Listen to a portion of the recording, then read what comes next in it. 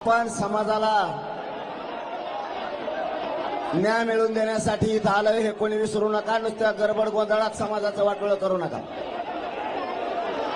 कोण काय सांगताय, कोणाचं काय म्हणणं आहे ऐकून घ्यायचं शिका. आपण शिकलो नाही, आपण लोकांच्या बुद्धीनं चाललो म्हणून आपल्या समाजाचं 70 वर्षे वाटोळं केलं हे काही मराठ्याने विसरू नका. एकजुटीचा फायदा घेऊन समाज कसा मोठा करता येईल याच्यासाठी आपल्याला पुरी ताकद लावायची.